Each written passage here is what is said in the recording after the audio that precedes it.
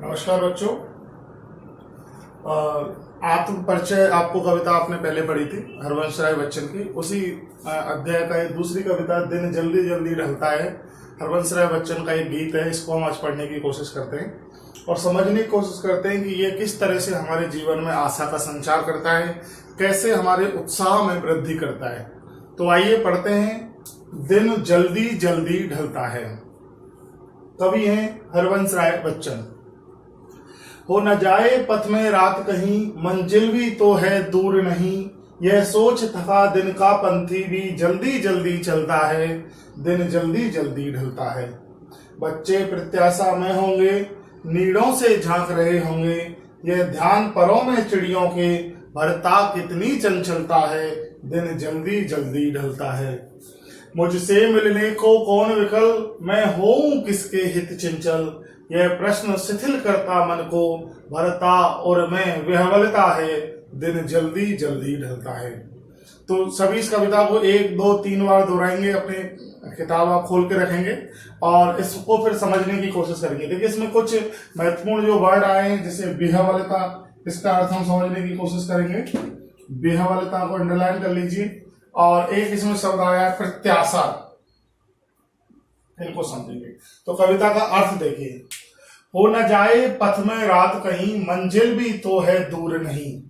जब हम किसी कार्य के उद्देश्य से कोई कार्य शुरू करते हैं, अपनी मंजिल को साध कर कोई काम करते हैं, लक्ष्य की प्राप्ति के लिए कोई कार्य करते हैं, तो उस लक्ष्य की प्राप्ति के जितने हम निकट पहुंचते हैं, उतनी ही हमारे अंदर उत्साह की वृद्धि हो जाती है।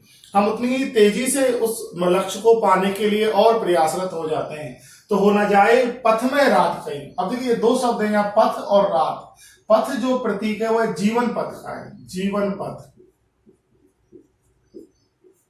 और रात क्या है? रात का मतलब अंधकार, निराशा। तो व्यक्ति ये डरता है कि मुझे मेरी मंजिल प्राप्त होगी या नहीं होगी। इस डर से व्यक्ति डरा रहता है। हो ना जाए पथ में रात, ऐसा नहीं हो कि मैं पथ में ही चलता रहूं और मेरी मंजिल मुझे प्राप्त नहीं हो ना जाए पथ में रात कहीं, मंजिल भी तो है दूर नहीं। मंजिल भी तो अब दूर नहीं, मैं मंजिल के बहुत नजदीक हूं।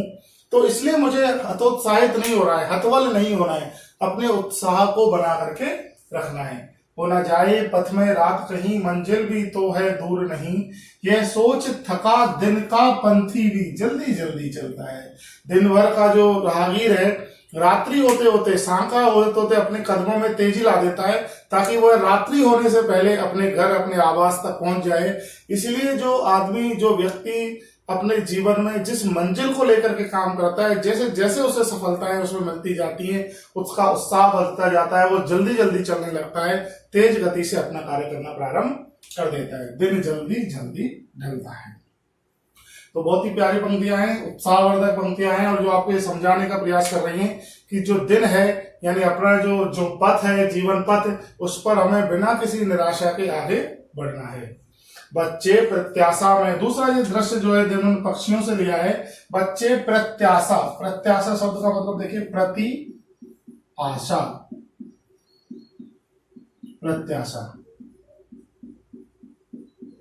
प्रति आशा, यानी बच्चे इस आशा में होंगे कि उनके अपने, उनके अनुज, उनके अग्रज आ रहे होंगे।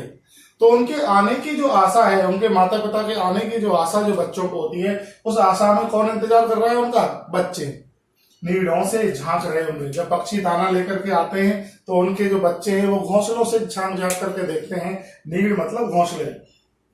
यह ध्यान परों में चिड़ियों के, भरता कितनी चंचलता है। दिन जल्दी जल्दी बढ़ता है। चंचलता मतलब तीव्रता, तेजी। तो यहाँ पर जो चिड़िया है, जब उनको ये ध्यान आता है कि उनके बच्चे उनका इंतजार कर रहे होंगे, उनके बच्चे उनके दानों के इंतजार में चिड़ियों से नीड़ों से झांक झांक कर देख रहे होंगे, तो यह बात उनके मन में अनेक चंचलताओं को भर देती है। दिन जल्दी जल्दी ढलता है। यह सबसे खास पंक्तियां हैं इसकी। मुझसे मिलने को कौन विकल, विकल माने होता है व्याकुल, विकल माने व्याकुल, आकुल, और सरल शब्दों में समझो तो उत्सुक। मुझसे मिलने को कौन उत्सुक होगा? Question mark. मैं हूं किसके हित चंचल, और मैं किसके लिए इतनी विह्वलता, इतनी उत्सुकता, इतना ज्यादा चंचलता लेके आऊं अपने मन में। यह सोच रहा है। देखिए क्वेश्चन मार्क लगा हुआ है। जब कविता में इस तरह से क्वेश्चन मार्क हो तो आप समझिए कि वो कविता प्रश्न कर रहा है, कभी कभी अपने आप से प्रश्न कर रहा है कि मुझसे मिलने को कौन विकल्प, मैं होऊं किसके हित चंचल। यह प्रश्न शिथिल करता मन को। जब आप कुछ अच्छा कार्य करने वाले होते हैं, जब आप अपने जीवन में कुछ ना कुछ करना चाहते हैं, तो उसके पीछे कोई ना कोई प्रेरणा होती है।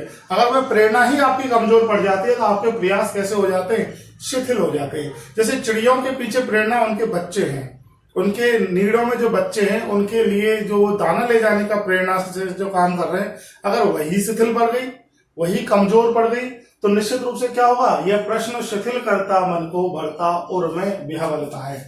उर माने हृदय, हृदय। और विह्वलता, विह्वलता मतलब अस्थिरता, व्याकुलता, अस्थिरता व्याकुलता बढ़ देता है। अर्थात जब कभी को यह लगता है कि मुझसे तो कौन मिलने वाला है, मैं तो मस्त हूं, अकेला हूं, तो फिर उसके मन में जो प्रयास है उनमें क्या आ जाती है, शिथिलता आ जाती है। बढ़ता उर में विह्वलता है, दिन जल्दी जल्दी ढलता है।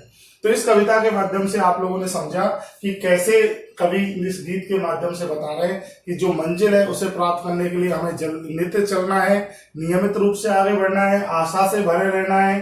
क्योंकि जिस तरह पक्षी जो होते हैं, पक्षियों का दृष्टांत दिया उन्होंने, उदाहरण दिया कि जिस तरह से पक्षियों का इंतजार उनके परिवार बच्चे घोंसलों में कर रहे होते हैं, वैसे ही हमारी मंजिल के प्राप्त करने के लिए हमें प्रयास करने चाहिए। इसके बाद एक स्लाइड आपके लिए वीडियो, इसमें आप प्रश्न उत्तर है, इन सभी प्रश्नों के उत्तर आप लिखने का प्रयास करें और ये सारा कार्य आपको अपनी नोटबुक में करना है। बहुत बहुत